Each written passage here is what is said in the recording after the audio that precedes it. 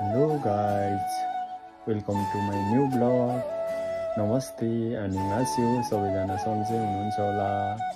हैन अनि म नि सन्चै छु आज चाहिँ हामी चाहिँ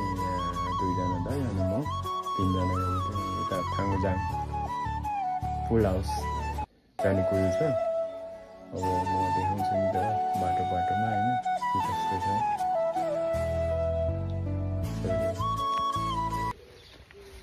हाम्रो चाहिँ बस्ने ठाउँ यस्तो छ हैन कम्पनीको खिसुक्सा हाम्रो जान दाइहरू आफ्नो भएको छ यहाँ राजन सर ओहो के छ राजन सर राणा सर बढिया छ लाइभ हो हैन कति गर्ने त्यसरी झुकाउने मान्छेलाई भिडियो क्या के छ भन्नु खोइ सबजना हिरो देख्छ सबजना लाउरी देख्छ म चौरीमै अड्किरहेको छु कोरियाको बसाइ कस्तो चल्दैछ कराईको कस्तो छ सुनाइदिनु एकदम खतरा हाम्रो चाहिँ एकदम यो सुपर मार्केट हो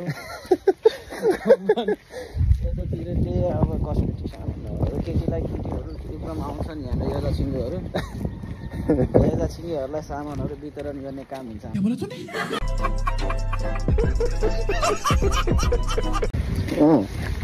रमाइलो लाग्छ लागिरहेको अब भर्खर 2-3 महिना कहिले 5-10 वर्ष 20 वर्ष यहीँ अब जिन्दगी नै यहीँ बिताउँ जस्तो फिलिङ आइरहेको हामी चाहिँ बस चढ्नलाई जाँदैछौँ होइन चट्यो लाएर गाइडहरू हामी आज कहाँ जानु भाइ सुनाइदिनु न हामी ट्रोल आओस् न थाङ्गुजाङ जाने होइन थाङ्गुजाङ जाने के भन्छ अरे इङ्ग्लिसमा स्नुकर हाउस नेपालीमा फुल हाउस स्नुकर हाउस त्यो गोलगप्पा हाउस नेपालीमा नेपालमा गोलगप्पा हाउस बस चढ्नलाई जाँदैछौँ हामीले होइन बस चढेर चक्कर लगाएर अब गुच्चा हान्ने जाने हो लट्ठी समातेर चक्क ठुल्ठुलो गुच्चाहरू डङ हानेर वालतिर छिराउने गेम खेल्न जाँदैछौँ आज राणा दाइले कतिको छिराउनुहुन्छ होइन के बोले भाइ के बोले के छ थाहा आज अब सानो लट्ठीले अब ठुल्ठुलो खसीहरू ढल्नेवाला छ अब कसले कसलाई ढाल्छ चाहिँ अब त्यहीँ गएर मात्र अब के भन्छ त्यसलाई मैदानमा उत्रेपछि मात्र थाहा हुने अवस्था ल हामी बस चढ्छौँ बस कति 11:20 को छ होइन कति बज्यो अहिले 11:21 भएछ 21 हो र 15 हो कहाँ 15 21 भनेको 21 मा 2 कम हो ए बस आउने बेला भएछ बस आयो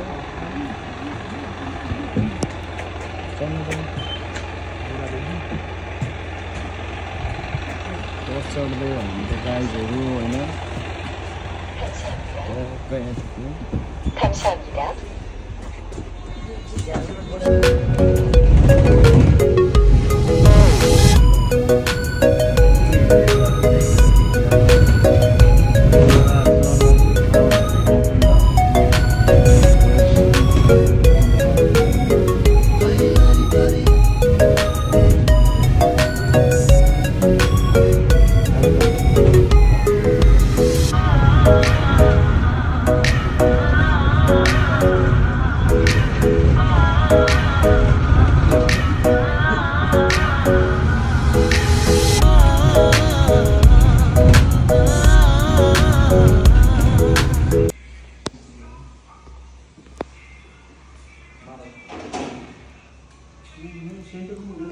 खाली चाहिँ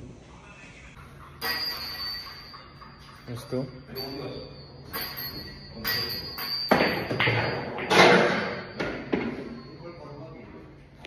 हामी चाहिँ थाङ्गुजाङबाट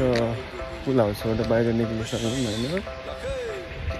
पुल हाउसमा चाहिँ खासै भिडियो गर्न पनि पाइएन हजुरहरूलाई के कस्तो लाग्यो मेरो भिडियो हेरेर प्रतिक्रिया दिनुहोला सबैजनाले यदि नयाँ हुनुहुन्छ भने युट्युब च्यानललाई पनि सब्सक्राइब गर्नुहोला फर्स्ट न्यू ब्लग हो, फर्स्ट ब्लग के कस्तो हुँदो रहेछ भनेर बनाएको यसो हल्का होइन। कोरियातिर चाहिँ गर्मीको मौसम सुरु भइसक्यो, गर्मी बढी छ है। आफ्नो स्वास्थ्यको ख्याल गर्नु होला सबैजनाले होइन भन्दै म चाहिँ अब फेरि अर्को ब्लगमा आउने कोसिस गर्छु। Okay by by guys.